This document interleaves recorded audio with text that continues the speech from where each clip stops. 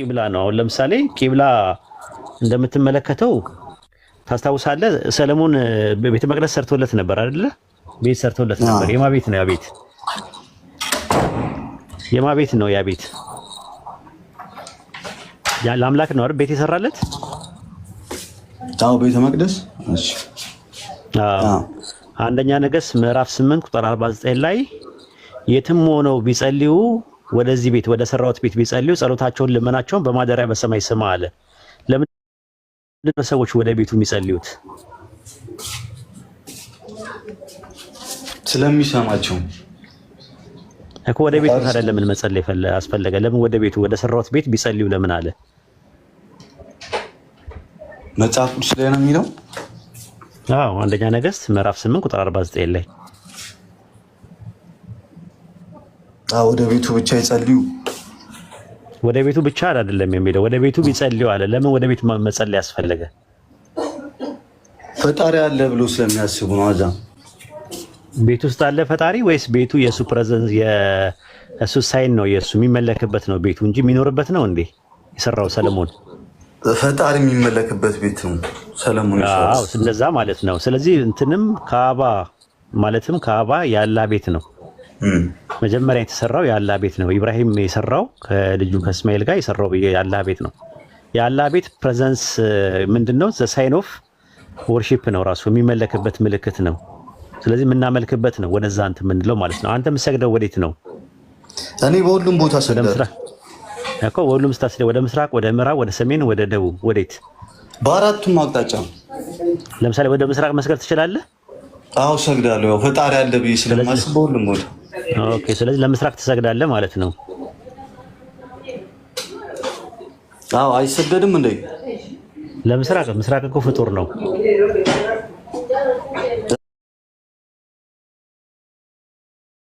ምስራቅ ፍጡር ነው። ምስራቅ ፍጡር ነው አይደለም? እኔ እንጃ አላውቅም። አስረዳኝ እስኪ። አላውቅም። ምስራቅ፣ ሰሜን፣ ደቡብ ምናምን አቅጣጫዎች ፍጡሮች አይደሉ? ፍጥረቶች ናቸው። ስለዚህ ወደ ለምስራቅ ትሰግዳለህ አንተ? አይ በአቅጣጫ እናንተ ወዴት ነበር የምትሰግዱት? እስኪ አቅጣጫው ንገረኝ። ኖ እኔ እነግርሃለሁ፣ ግን አንተ ግን ለምስራቅ ትሰግዳለህ ወይ ነው ያልኩህ የጠየቅኩህ። ኖ አንተም እኮ በአንድ አቅጣጫ ከአራቱ አንድ አቅጣጫ ነው የምትሰግዱት። እኛ ለመካ አንሰግድም ወይም ለካባ አንሰግድም። እኛ ላላ ነው የምንሰግደው፣ ግን ወደ ካባ ነው የምንሰግደው።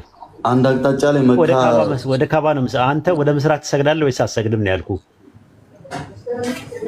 እኔ በቃ ፈጣሪ በሁሉም ቦታ አለ ብዬ የማምን ልጅ ነኝ። ግን አሁን ለምሳሌ መርጠህ ወደ ምስራቅ መስገድ ትችላለህ? አሁን ግን አለቃ መምህር፣ እኔ በጣም ደካማ ነኝ በእምነቴ። አሁን እኔ ማወቅ የምፈልገው ምንድነው ይቺን ቃል ስለሚሉ ስለምሰማ ከዚህ ትምህርት ላቅ ነበር። በቃ ለምንድን ነው በአንድ አቅጣጫ የሚሰግዱት? በቃ ፈጣሪ ገባኝ። እንድትረዳው እኮ ነው። እኔም እኮ ለማስረዳት ነው፣ ጥያቄ መጠየቅ ለማስረዳት ነው። አንተ ስለ እምነት ንገረኝ ብትል እኔ ደካማ ሰው ነኝ በእምነቴ በኩል። ግልጽ ነው። ንገረኝ አይደለም፣ እንዲገባ ነው። አሁን የምትሰግደው ከፈለክ ወደ ሰሜን፣ ከፈለክ ወደ ደቡብ፣ ወደ ምናምን በአራቱም ትችላለህ አይደለ? አዎ። ለምሳሌ ወደ ምስራቅ መስገድ ትችላለህ ወይ ብዬ ጠየቅኩህ። ምን አልከኝ አንተ? ፈጣሪ አለ ወደዛ። አይ ወደ ምስራቅ መስገድ ትችላለህ ወይ ብዬ ስል ምንድን ነው ያልከኝ? እኮ መስገድ ትችላለህ አይደል ያልኩህ? ትችላለህ። ስለዚህ ለምስራቅ መስገድ ትችላለህ። ኖ ለምስራቅ ሲሆን ፈጣሪ አለ ብዬ ወደዛ ምናለው። በምስራቅ እኮ ወደ ምስራቅ ትሰግዳለህ ወይስ ለምስራቅ ትሰግዳለህ? አይ ወደዛ ወደ ምስራቅም በኩል ፈጣሪ አለ ብዬ ስለማስብ ለፈጣሪ ነው የምሰግደው። ገባኝ። አይ ወደ ምስራቅ ትሰግዳለህ ወይስ ለምስራቅ ትሰግዳለህ ነው የጠየቅኩህ የነበረው። ወደ ምስራቅም አልሰግድም ለምስራቅም አልሰግድም፣ ለአንድ ፈጣሪ ግን እሰግዳለሁ። ወደ ምስራቅ ካልሰገድክ ወደ ምንድን ነው የምሰግደው? በአቅጣጫ ደረጃ ትሰግድ። አቅጣጫ ማለት በሁሉም ቦታ በቃ በሁሉም ቦታ ነው እሰግዳለሁ እኮ። በሁሉም ቦታ ወዴት እኮ ለምሳሌ አሁን መርጬ ነው በሁሉም ካልክ ወደ ምስራቅ፣ ወደ ሰሜን፣ በምዕራብም፣ በምስራቅም፣ በደቡብም፣ በሰሜንም በአራቱም አቅጣጫ። ስለዚህ ገባኝ። ስለዚህ አንተ አሁን መርጠህ እኮ በአንዴ በአራቱም አቅጣጫ መስገድ ትችላለህ ወይስ አንዱን መርጠህ ነው የምሰግደው? አይ በአንዴማ አልችልም፣ ግን በቃ አልችልም። ለምሳሌ እኔ ወደ ምስራቅ መስገድ እችላለሁ፣ እናንተ አትችሉም። በአንድ ቦታ የለም ቢሰይ ትችላለህ ወይ? ጥያቄ ነው የጠየኩህ። በአንተ ሎጂክ አንተ ወደ ምስራቅ መስገድ ትችላለህ? ለምስራቅ ሲሆን በምስራቅ በኩል ለፈጣሪ መስገድ እችላለሁ። እግዚአብሔር በዛ በኩል አለ ብዬ ስለማምን ስለዚህ ለምስራቅ ሳይሆን ወደ ምስራቅ ነው የምትሰግደው። ወደ ምስራቅ ሰግጄ ግን በምስራቅም በኩል ፈጣሪ አለ፣ በምዕራብም በኩል ፈጣሪ አለ። በምስራቅ ገባኝ። ወደ ምስራቅ ነው እንጂ የምትሰግደው ለምስራቅ አልሰግድም። እኛ የምንሰግደው ለማን ነው? ለአላህ። ወዴት ነው የምንሰግደው? ወደ አንድ አቅጣጫ።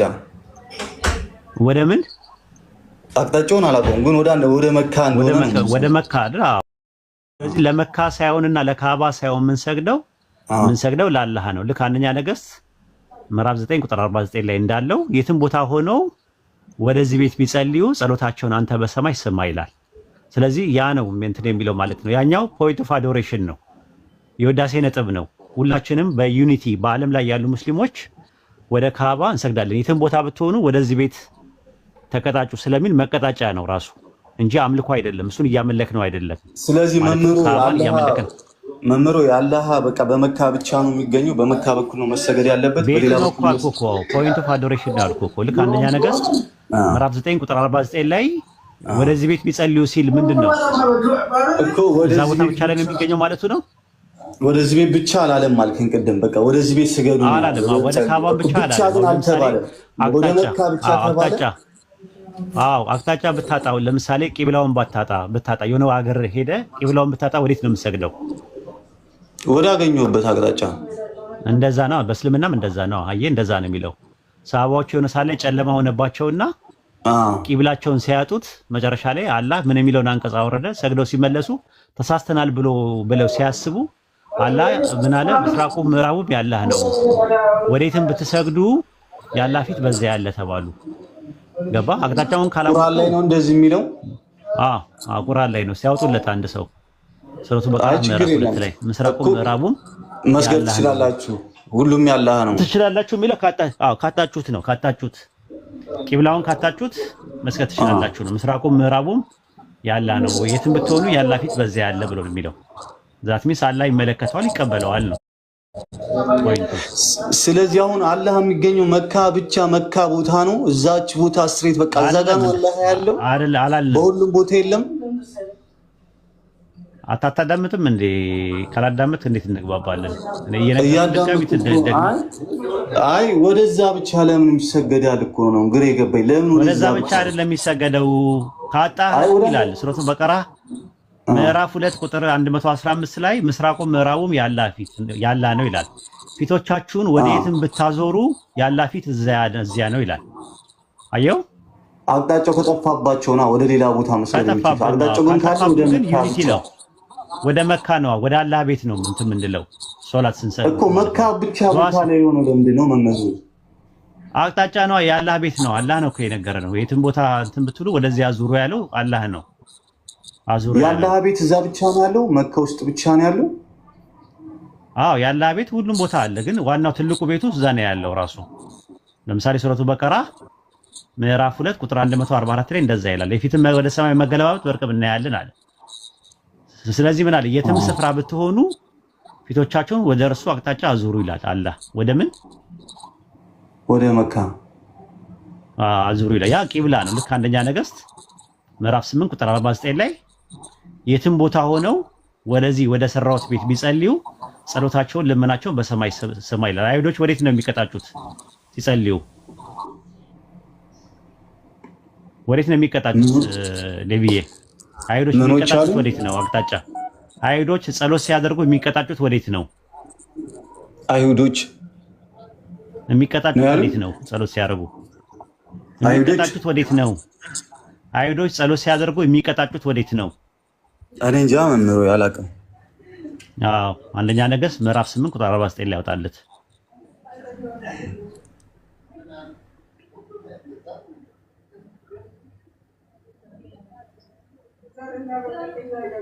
ደራ ስለማያውቅ ነው ልጁ፣ ስለማያውቅ ነው። አትፍረድበት። ይታያል እዚህ ጋር አንደኛ ነገሥት ምዕራፍ 8 ቁጥር 49 ላይ ከላይ ምን ይላል? ለስምህ ወደ ሰራሁት ቤት ቢጸልዩ ጸሎታቸውን ልመናቸውን በላይ በሰማይ ስማ አለ። ምንድነው የሚለው እዛ? በማረኳቸው በጠላቶቻቸው እግር ሳሉ በፍጹም ልባቸው በፍጹም ነፍሳቸው ወደ አንተ ቢመለሱ ለአባቶቻቸውም ወደ ሰጣቸው ወደ ምድራቸው ወደ መረጥከው ከተማ በስምህ ወደ ሰራሁት ቤት ቢጸልዩ አለ። የትም ቦታ ተበትነው እስራኤሎች ከእስራኤል ውጭ ወጥተው ተበትነው የትም ቦታ ሆነው ወዴት ቢጸልዩ ነው ያለው? ከስም ወደ ሰሩት ቤት። ለምንድን ነው ወደ ቤቱ እንዲጸልዩ ያዘዘው? እዚህ ጋር እኮ ቤቱ እኮ ቤተክርስቲያን ነው። በየሁሉም ቦታ አለ ቤተክርስቲያን እንጂ አንድ ቤት አይደለም ያለው እኮ። አይደለም አንድ ቤት ብቻ ነው ያለው። የቱ ጋር ነው አንድ ቤት? ይኸው ሰለሞን ከሰራው ቤት ውጪ ሌላ ቤት ካለ ትነግረኛለህ? ንገረኝ። በማረኳቸው በጥሩታቸው ሰጣቸው ወደ አንተ ይመለሉ ሰጣት ወደ ምድራቸው እኮ በስምህ ወደ ሰሯት ቤት ብቻ ቢጸልዩ ብቻ። ሰለሞን ከሰራው ቤት ውጪ ሌላ ቤት አለ? ሌላ ቤት የምታውቀው አለ እስራኤል ውስጥ? እኔ እንጃ እሱንም አላውቅም። ይቅርታ እኮ እሱ ነው ብለህ አንድ ቤት ነው ያለው ራሱ። ወደዛ ቤት ቢጸልዩ አለ ጸሎታቸውን ወደዛ ስማ አለ። አንተ ኦርቶዶክስ ከሆንክ ወደ ምስራቅ ነው አይደል የሚሰገደው በኦርቶዶክስ? እኔ በሁሉም አቅጣጫ እንደሆነ ነው የማውቀው። አይደለም ወደ ምስራቅ ነው የሚሰገደው። ወደ ምስራቅ ደግሞ ወደ ኢየሩሳሌም ነው የሚሰገደው። ወደ ምስራቅ ብቻ ነው ኦርቶዶክስ የሚሰገደው ወደ ምስራቅ ነው ይላል። ወደ ምስራቅ ብቻ ነው የሚል አላልኩም። ወደ ምስራቅ የሚሰገድበት ምክንያት መቀጣጨት ነው። አቅጣጫ መቀጣጨት ነው። ወደ ኢየሩሳሌም ነው የሚቀጣጩት ነው ያልኩ ያለሁት። አንደኛ ነገሥት 8:49 ላይ ለስም ወደ ሰራሁት ቤት ቢጸልዩ ጸሎታቸውን ልመናቸውን በሰማይ ስማ ይላል። መዝሙረ ዳዊት 5:7 ላይ ያወጣለት አንዴ። መዝሙር 5:7 ላይ እኔ ግን በምህረት ብዛት ወደ ቤት እገባለሁ፣ አንተን በመፍራት ወደ ቅድስና መቅደስ ሰግዳለሁ አለ። ወደ ማን ነው የሚሰግደው? ወደ ማን ነው የሚሰግደው ይላል ጥቅሱ። እኔ ግን በምህረት ብዛት ወደ ቤት እገባለሁ፣ አንተን በመፍራት ወደ ቅድስና መቅደስ እሰግዳለሁ። ወደ መቅደሱ ምን ይላል ማለት ነው? እሰግዳለሁ እኮ። ለመቅደሱ እንዴት ይሰገዳል? መቅደሱ እኮ ድንጋይ ነው፣ በድንጋይ የተሰራ ነገር ነው፣ የሰው እጅ ስራ ነው። አንተን በመፍራት ወደ ቅድስና መቅደስ እሰግዳለሁ። አንተን በመፍራት ወደ ቅድስና መቅደስ እሰግዳለሁ። ወደ ቅድስና ወደዛ ልክ እንደዛ ተሰገደ እንጂ እኮ ለመቅደሱ አይደለም የተሰገደ ያለው። አንተን በመፍራት ወደ ቅዱስ ፈጣሪን በመፍራት ወደ ቅድስና መቅደስ እኮ። ግን ወደ ማን ነው የሚሰገደው? ወደ ፈጣሪ አይደለም። ይኸው ጥቅሱ ወደ ቅድስና መቅደስ ምን ላለው አለ እኮ የሚሰገደው ወደ ቅድስና። ግን አንተን በመፍራት እኮ አለ። አንተን በመፍራት ወደ ቅድስና ወደ ምንድን ነው የሚሰገደው ነው የጠየቅኩት። ወደ ቅድስና መቅደስ። ስለዚህ የቅድስናው መቅደስ ፍጡር ነው ወይስ አይደለም? ፍጡር ነው። ስለዚህ የተፈጠረው ነገር ይሰገድለታል? አይሰገድለትም። ስለዚህ ወደ ቅድስና መቅደስ ሰግዳለሁ ሲል ምን ማለት ነው ትርጉሙ?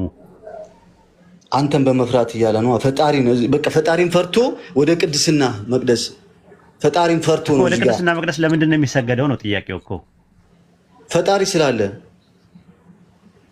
እኮ ለምንድን ነው የሚሰገደው ነው እኮ የምልህ። ወደ ቅድስና መቅደስ የተፈጠረ ነገር ነው። ወደ ተፈጠረ ነገር ለምንድን ነው የሚሰገደው ነው ያለው። እዚህ ጋር እኮ ወደ ቅድስና ብቻ እያለ አይደለም፣ አንተን በመፍራት እያለ ነው። ማንም ፈጣሪን በመፍራት ቅድስና ቦታ ላይ እሱ አለ ተብሎ ወደ ፈጣሪ ነው የሚሰገደው እያለ እዚህ ጋር ነው። ሁለቱን እንድትለየው ነው ዴቭ አሁን የፈለኩት። መዝሙረ ዳዊት ምዕራፍ 138 ቁጥር 2 ላይ አንድ ልጨምርልህና በቃ ሀሳባችንን እንጠቀልላለን ማለት ነው። ሌሎቹ እንሰጣለን። እሺ መልካም። አንደኛ ሳሙኤል መዝሙረ ዳዊት 138 ቁጥር 2 ላይ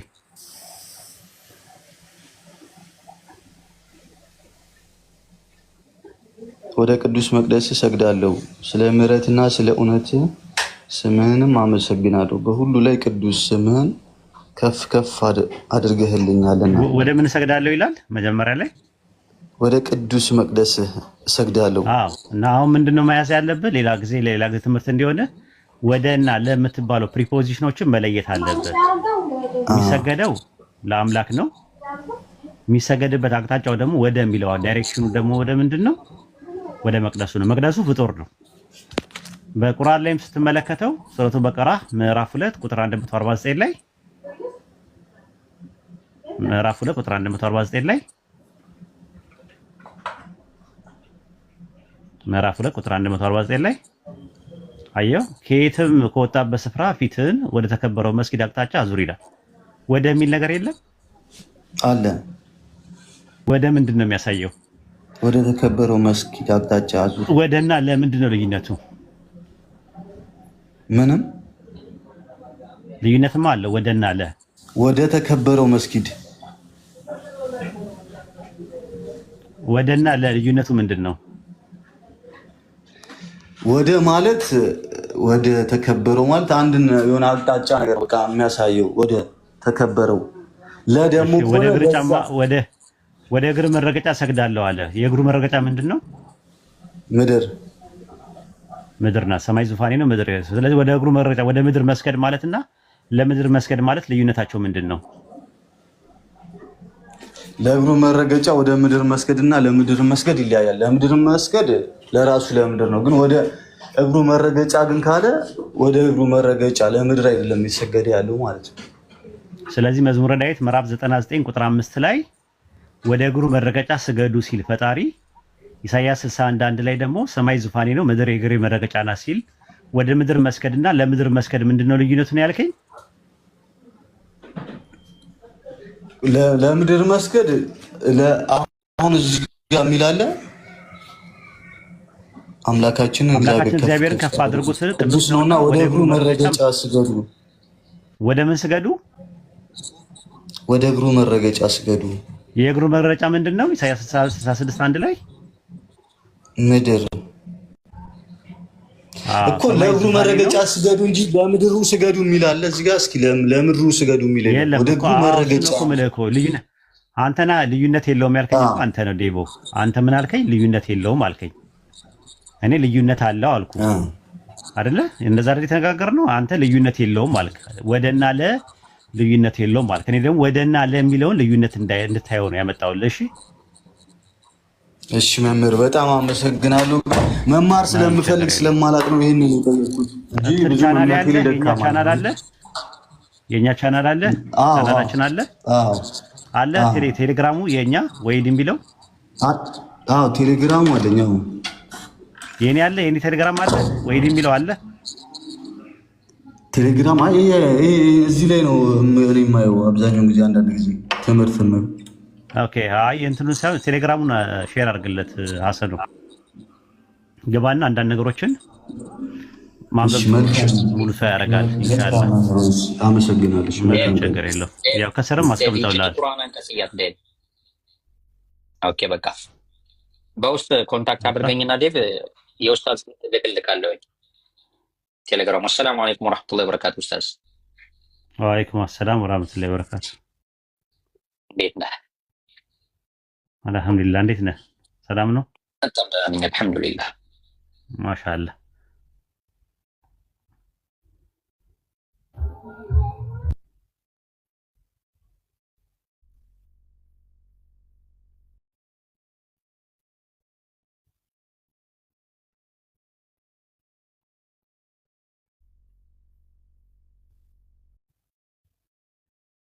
አውቄ ያለ አለው ጊዜ ያልነበረበት ጊዜ አለ። ይቺን ጥያቄ ታውቃታለህ?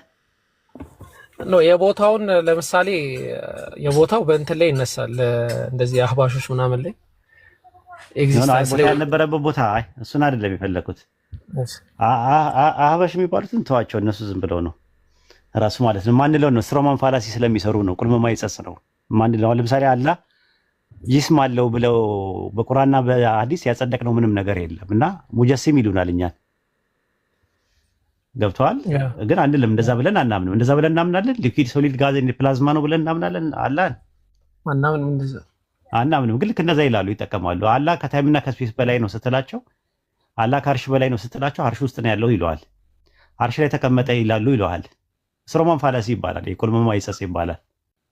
እንደ አይነት ነገሮችን ይጠቀማሉ ማለት ነው። ይሄ ምንድነው? ሰው የማይለውና የማያምንበትን ነገር እንደሚልና እንደሚያምንበት አድርገህ ቁልመማ ይጸጽ ማጸጽ ስትሮማን ፋላሲ ነው እና ይሄ ልክ አይደለም ረሱ ማለት ነው። እኔ የፈለኩት ምንድነው በሁሉም ቦታ አለ ይላሉ እንትኖቹ እንደዚህ ክርስቲያኖቹ።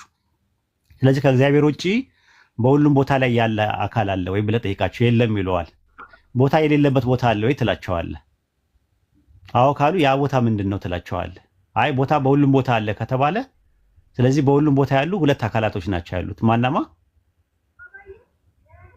ቦታና አምላክ ማለት ነው። ቦታና አምላክ ማለት ነው። ገባ እና አያስኬዳቸውም። ራሱ ፓፓንቲዝም ትምህርታቸው ልክ አይደለም ነው። ሌላው ደግሞ ጊዜ ያልነበረበት ጊዜ ያለው ብለህ ጠይቃቸው። ያው ምስክሮችን ለኢየሱስ ጊዜ ክርስቶስ ያልነበረበት ላይ ስትመጣ ማለት ነው በጣም ይከብዳቸዋል። በጣም ብዙ ሰዎች ከጆባ ዊትነስ እንዲወጡ የሚያደርጋቸው ትምህርት ይሄ ነው። ኢየሱስ የመጀመሪያው ፍጡር ነው ይለዋል። ኦኬ ጥሩ፣ ኢየሱስ ያልነበረበት ጊዜ ያለው ወይ ብለህ ጠይቃቸው። አዎ ይለዋል። ስለዚህ ከኢየሱስ በፊት ጊዜ ይቀድማል ወይ ስትላቸው አዎ ይለዋል። ጊዜ ፍጡር ነው ወይስ ፈጣሪ ነው ስትላቸው ጊዜ ፍጡር ነው። ስለዚህ ከኢየሱስ በፊት የተቀደመ የተፈጠረ ፍጡር አለ ማለት ነው። እና ጊዜ ያልነበረበት ጊዜ አለ ካሉ ደግሞ ከጊዜ በፊት ያለው ጊዜ ምንድን ነው? ያ ጊዜ እና እንደዛ የማይመለስ እንትን ነው ማለት ነው። እና ራሳቸው ነው እንትን የሚሉት ሁለቱም ነገሮች ጊዜም ቦታም ታይምም ስፔስም አንድ ላይ የመጡ ነገሮች ናቸው። ከታይምና ከስፔስ በፊት ፈጣሪ ነበረ። አሁንም ከታይምና ከስፔስ በቁርአን ውስጥ በሰባት አንቀጽ ውስጥ አላህ ከአርሽ በላይ መሆኑን ስለነገረን አላህ ከአርሽ በላይ ነው ብለን እናምናለን።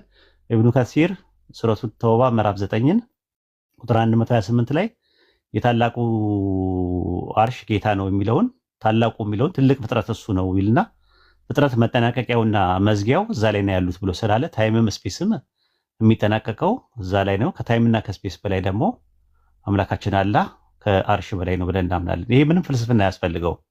ከይፍያውን ተውፊድ የምናደርገው ወደ አላህ ነው የምናስጠጋው። በቃ አለቀ። ሌላ ፊሎሶፊካል አስፔክት አያስፈልገውም። በዝምታ የታለፉ ነገሮችን ዝም ብለን ነው እንትን የምንለው። እንደዛ ከሆነ ብዙ እንመራመር ካልን ብዙ ነገሮች አሉ። ፈንክሽን የሚሉት ነገር አለ። አሁን ባለፈው አንዱ ገብቶ ነበረ። ፈንክሽን የሚያስፈልጋል ምን አለ? ምንድነው ፈንክሽን ስለው የግድ አላህ እንትን ለማለት ለማየት የሚታይ ነገር ያስፈልገዋል፣ ለመስማት የሚሰማ ነገር ያስፈልገዋል፣ ለመናገር አዳማጭ ያስፈልገዋል። ስለዚህ እግሩ ለምንድን ነው የሚያስፈልገው ጠየቀኝ። አባሽ ነው እዚህ መጥቶ የጠየቀኝ። ከዛ ፈንክሽን ከሌለ የግድ ኤግዚስት አያረግም ወይ ብዬ ስለው አያረግም አለኝ። ፍጥረትን ከመፍጠሩ በፊት አላህ ያያል፣ ይሰማል፣ ይናገራል ብዬ ስለው አዎ አለኝ። ማንን ነው የሚሰማው? ለማን ነው የሚናገረው? ማንን ነው የሚያየው ስለው አስቤ አላቅም አለ። ስለዚህ ፈንክሽን አያስፈልገውም ፈጣሪ። እሱ ከፍጡር ጋር ነው ስናመሳስለው። አንተ ለማየት የሚታይ ነገር ያስፈልጋል፣ ኦብጀክት ያስፈልጋል። ለመስማት አዳማጭ ያስፈልጋል። ለማወቅ ደግሞ የሚታወቅ ነገርም ያስፈልጋል። አላህ ግን ፍጥረት ከመፈጠሩ በፊት ያውቅ ነበር።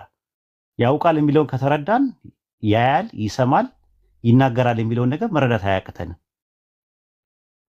እና እንትን ነው አንዳንዴ የራሳቸው ወጥመድ ውስጥ ነው እንትን የሚሉት። እና ያያል ከተባለ ማንን ነው የሚያየው? ከፍጥረት በፊት ፍጥረት ከመፈጠሩ በፊት አይ ማየት የጀመረው ፍጥረትን ሲፈጥር ነው ከተባለ ደግሞ ቢካሚንግ አለው፣ እሱ ጋር ሆነነት አለው። ካለመሆን ወደ መሆን መጥቷል ማለት ነው። እና ምንም የሚጠቅመው ነገር የለም። ፍልስፍና የተቆላ ገብስ ነው ይላሉ ምሁራን።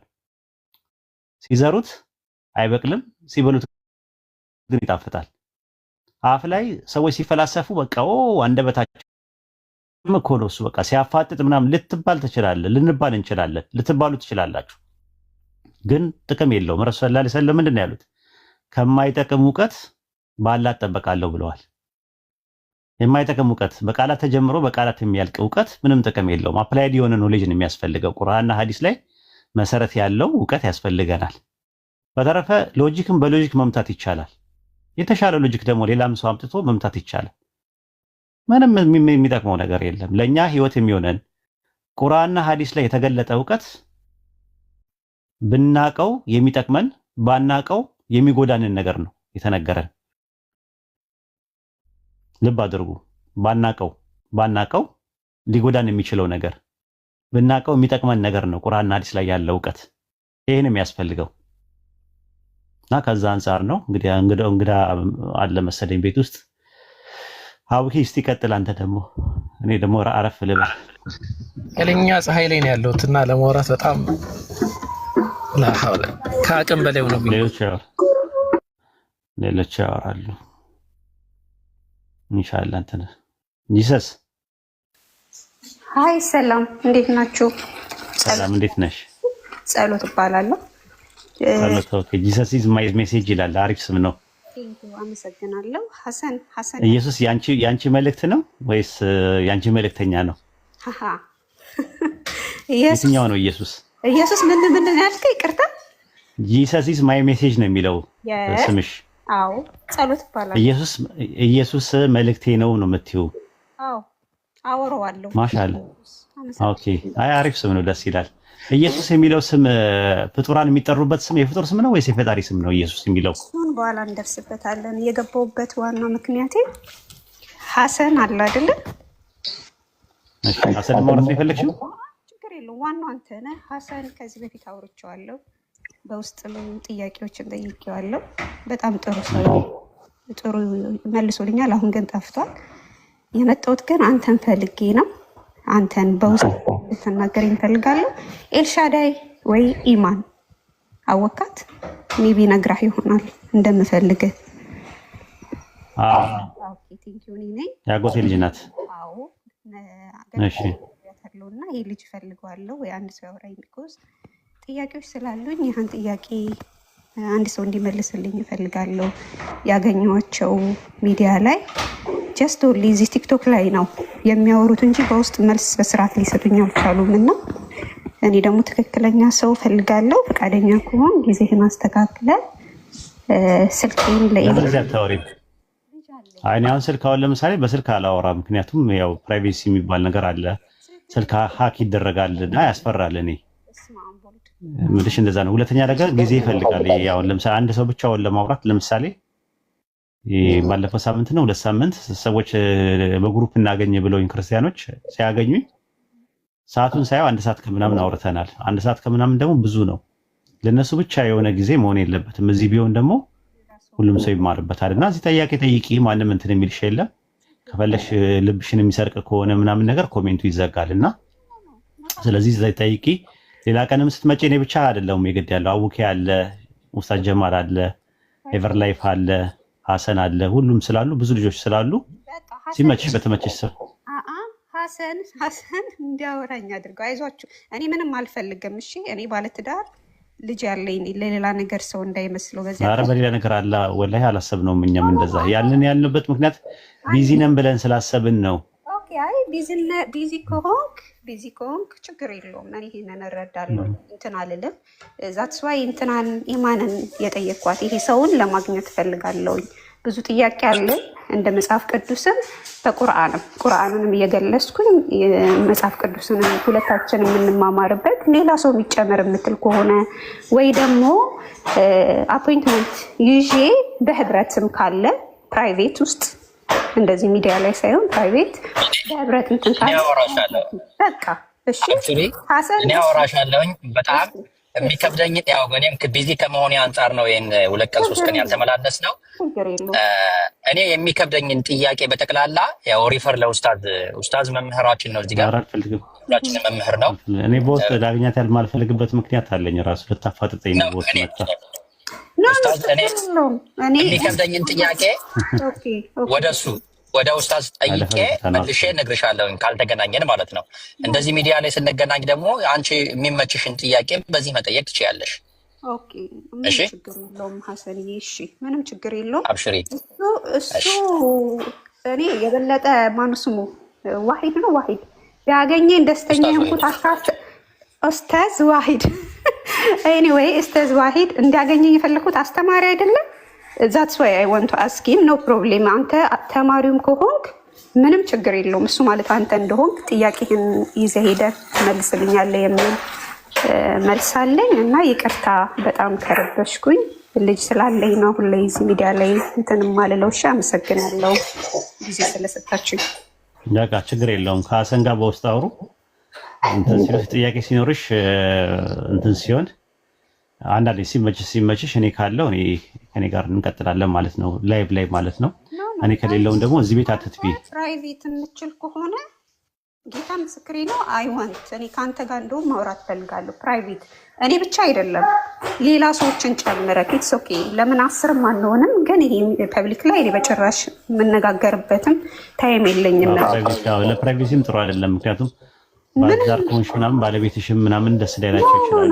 በጣም ፕራውድ የሚያደርግብኝ ሴት ነኝ። እንደዚህ አይደለም እኛ ጋር እንደዚህ አይደለም። በጣም ለማለት የፈለኩት ከእምነት አንጻር ነው። ኩምልሽ ከእምነት አንጻር ደስ የማይላቸው ሰዎች ማንም ነው የሚያውቀኝ። በዚህ አጋጣሚ ፋሚሊም ዛትስ ዋይ ገብቼ አሁን ላይ የማወራው ወንድሜ ስሜን የነገርኩህ። እሺ በእኛ በኩል ችግር የለውም። እኛ ጋር የተደበቀ ነገር የለም፣ ግልጽ ነው። ግን እንደዚህ ቆም እንትን ብዬ ማውራት ስለማልችል ነው። በጣም ነው የማመሰግነው። ከስርም ያላችሁ ከላይ የተቀመጣችሁት ቴንኪዩ። እናመሰግናለን።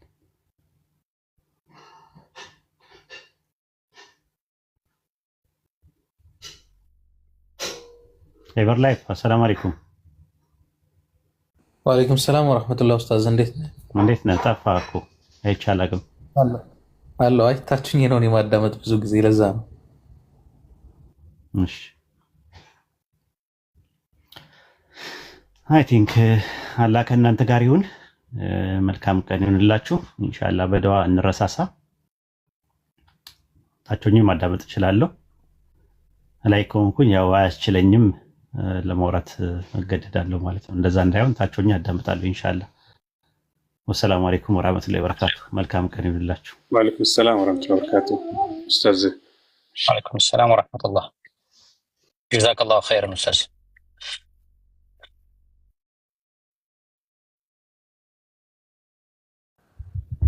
ወአለይኩም ወበረካቱ።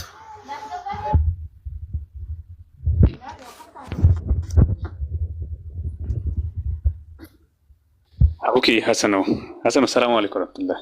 አህለን ወአለይኩም ሰላም ወራህመቱላሂ ወበረካቱ። ደህና ናችሁ? ሰላም ነው? ሁሉ ሰላም አልሐምዱሊላህ። በቅና ተቀጥሎ ባዲ ሊቨርፑል ወይም ኪያ ክርስቲያን ከሆነ ብትቀጥሉ። ኦኬ ከሱ ጋር ቀጥል እስኪ ትንሽ እንማር። ኢንሻአላህ ኪያ ጥያቄ አለ? አዎ አቡኬ ሰላም ብያለሁ ሁላችሁንም። መሀል ላይ እንዳልረብሽ ማይክ ያልከፈትኩት ረጅም ሰዓት ነው ትምህርት። ችግር የለም። እኔ መስማትም ስለፈለኩኝ የምትወያዩትበትን ሀሳብ በዛው ኢንተረስቲንግ ስለሆነ ለመስማት ፈልጌ ነው የቆየሁትና ደስ ይላል። ሁሉ ሰላም እግዚአብሔር ይመስገን። ጥያቄ ነበረኝ። ምንድነው ጥያቄ? በክርስቲያን መጽሐፍ ቅዱስ ላይ ክርስቶስ ኢየሱስ እውነት፣ መንገድ፣ ህይወት እኔ ነኝ ይላል። መንገዱ እኔ ነኝ፣ እውነትና ህይወት እኔው ነኝ፣ በእኔ በኩል ካልሆነ በቀር ወደ አብ የሚመጣ የለም ይላል እና አንድ ይሄንን፣ ሁለተኛ ደግሞ ሜቢ መጥቀስ ካስፈለገ ለሪፈረንስ እንዲመች በሁለተኛ ተሰሎንቄ ምዕራፍ 1 ቁጥር 8 ላይ የቀድሞ ዮሐንስ ወንጌል ምዕራፍ 14 ላይ ነው ያነበብኩት ቁጥር 6 ላይ። ይሄኛው ደግሞ ተሰሎንቄ 1:8 ላይ እንዲህ ይላል ስለ መጨረሻው ዘመን ሲናገር በዚያ ጊዜ እግዚአብሔርን የማያውቁትንና ለጌታችንም ለኢየሱስ ወንጌል የማይታዘዙትን ይበቀላል ይላል እና እነኚህን ሁለት ጥቅሶች ሳይ ሎጂካሊ ምን አሰብኩኝ? የአንድ ሀገር ገዢ ወይም መንግስት እንዲና እንዲያድርጉ እንዲያታድርጉ የሚል ድንጋጌ ካወጣ ተላልፎ መሄድ የሚያመጣው ነገር አለ። አሁንም እንደ ክርስትና እምነት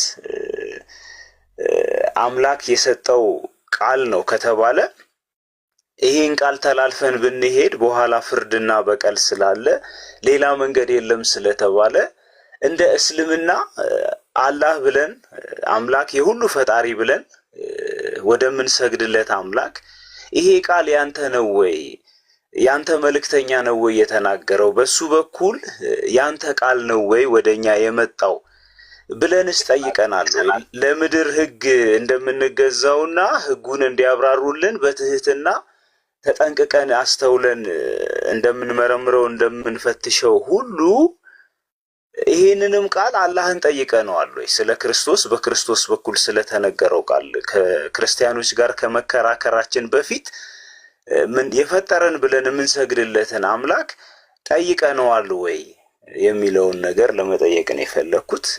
አመሰግናለሁ። ኦኬ መጀመሪያ ላይ የጠቀስከው ጥቅስ እኛ ሙስሊሞች ሙሉ በሙሉ የምናምንበት ነው።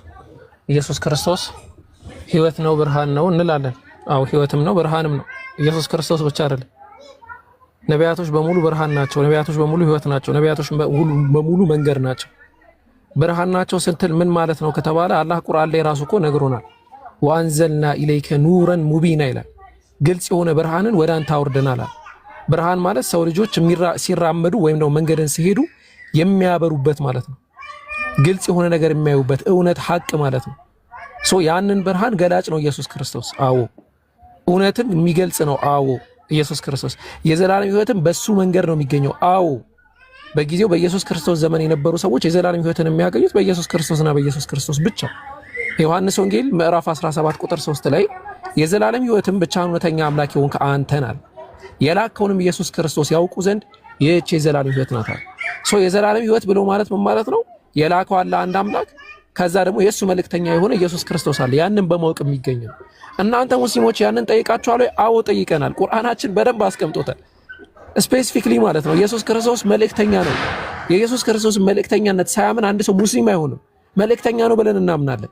መንገድ ነው ብለን እናምናለን። መንገድ ማለት ወደ ማን የሚያደርስ ነው? ወደ አምላክ የሚያደርስ ነው። ከሱ በቀር ወደዛ የሚኬድበት መንገድ የለም። አዎ በሱ ጊዜ በሱ ህግ ነው የሚመራው። ይህንን ግን ገላጭ ይህንን ስፔሲፊክ ህግ ግን ጠቅላይ ህግ ብናደርገውና ወደ ሙሴ ዘመን ወደ ነበሩ ሰዎች ብንሄድ በሙሴ ዘመን የነበሩ ሰዎች ኢየሱስ ክርስቶስ ነበረ ወይ መንገዳቸው ብለን እንጠይቅ። በፍጹም ስህተት አልነበረም። መንገዳቸው ማን ነበረ? በዛ ጊዜ ሙሴ ነው። በእግዚአብሔር አመኑ በሙሴም አመኑ ነው የሚለው። በእግዚአብሔርም በሙሴም አመኑ። ነቢያቶች በየጊዜው ላሉ አካላቶች መንገድ ናቸው። ነቢያችን መሐመድ ሰለላሁ ዐለይሂ ወሰለም ለእኛም መንገድ እንደሆኑት ማለት ነው። የገነትን መንገድ የአምላክን መንገድ የሚያሳዩ ወደ አምላክ የሚያመላክቱ እንደሆኑት ነው ማለት ነው። እና ሙስሊሞች ያንን ጠይቃቸዋል ወይ ላልከው መልሳችን በአጠቃላይ አዎ በደንብ አድርገን ጠይቀናል። መጽሐፋችንን በደንብ አድርጎ ያስቀምጣል። ሲያስቀምጥ ግን መጽሐፋችን ብርሃን ማለት ወደዛ አምላክ መንገድ የሚወስድ ነው። ትምህርትም ማለት መንገድም ማለት ወደዛ አንድ አምላክ የሚወስድ ነው። ኢየሱስ ክርስቶስ ደግሞ አይደለም እሱ ሌሎችም ነቢያቶች አይደለም ነቢያቶች ዳዕዋ የሚያደርጉ ፕሪች የሚያደርጉ አካላቶች መንገድ ናቸው፣ ብርሃን ናቸው። ያንን ብርሃን ይዘው ይመጡ ናቸው። ያደን እናምናለን። እሺ ጥያቄ በጣም ረጅም ስለነበረ ነው እንደዚያ እንትን ያልኩት።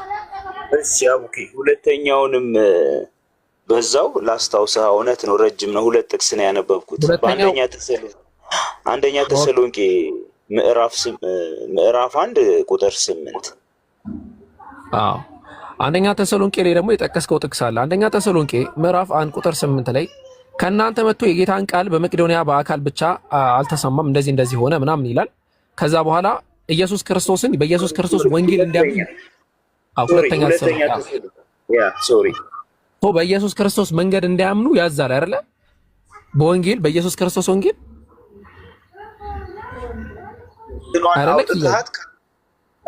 አቡኬ ካለ እንትኑን ማውጣት ከቻልክ፣ ካልሆነም እኔም ባነብልህ እችላለሁ።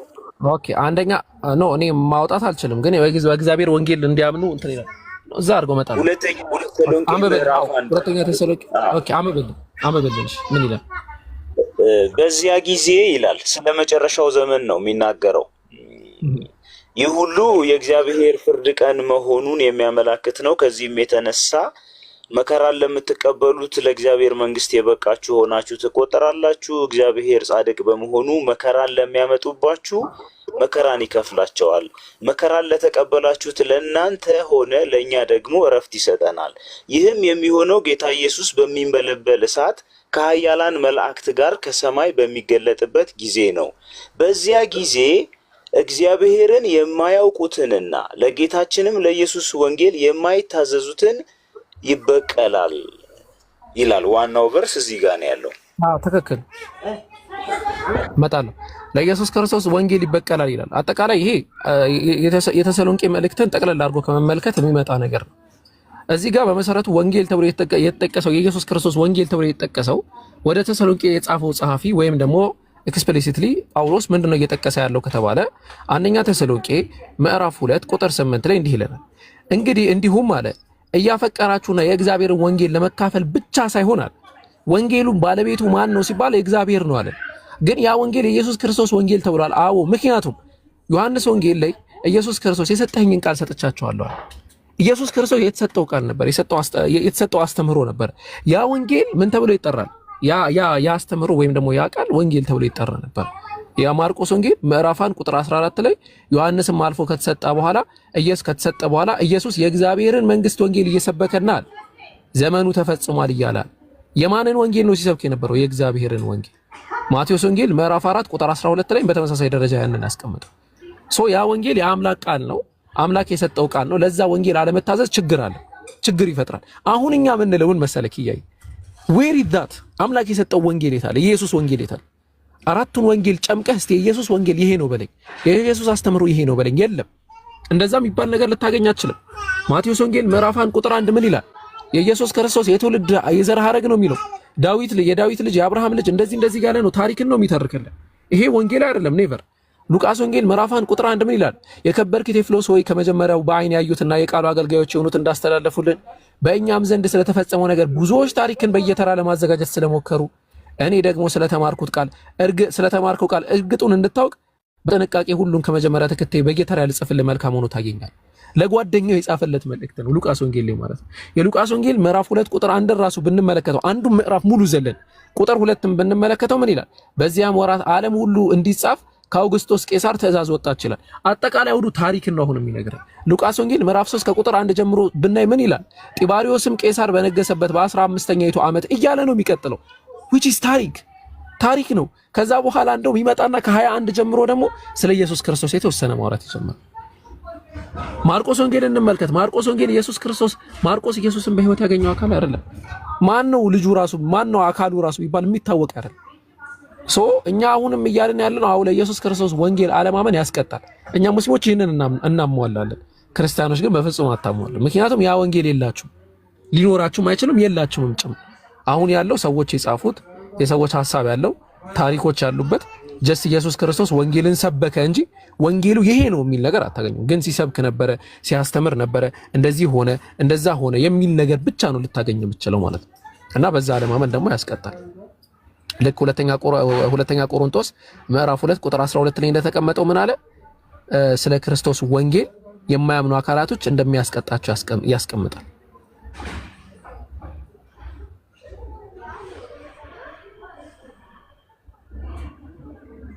ኦኬ ነው ኔትወርክ ስልክ ገባብህ መሰለኝ።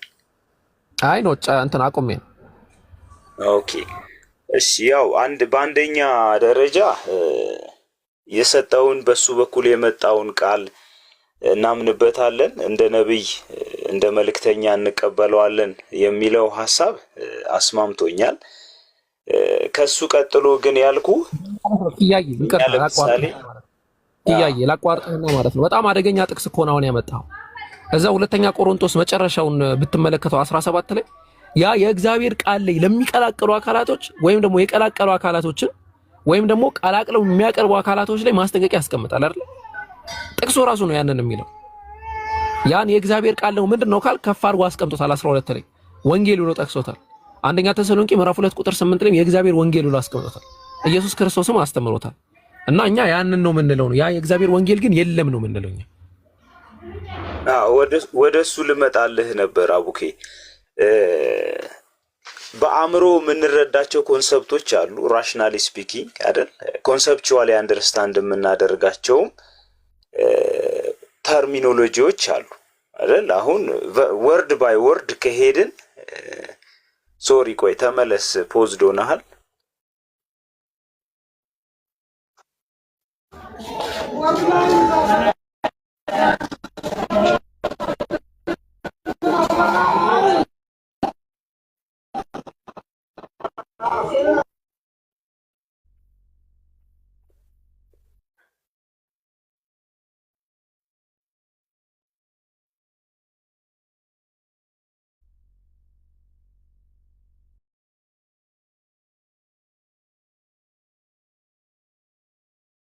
ኦኬ አሁን ተመለስክ አቡኬ።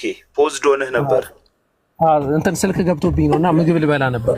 ሐሰን መቀጠል ትችላላችሁ። አፎን አለው ያው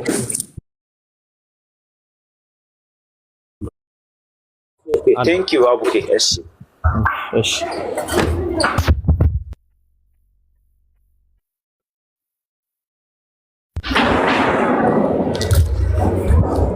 ሐሰን አለ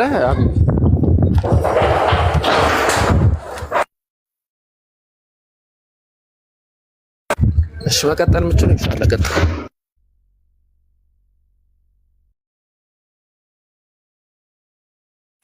ሳዲ ካለሽ ቀጥይ። ሳዲ ያለሽ አቡኪ እስኪ በላ ድረስ ሌሎቻችን ታፕ ኮፕሊንግ አድርጉ። እሺ አሰላሙ አለይኩም ወራህመቱላሂ ወበረካቱ።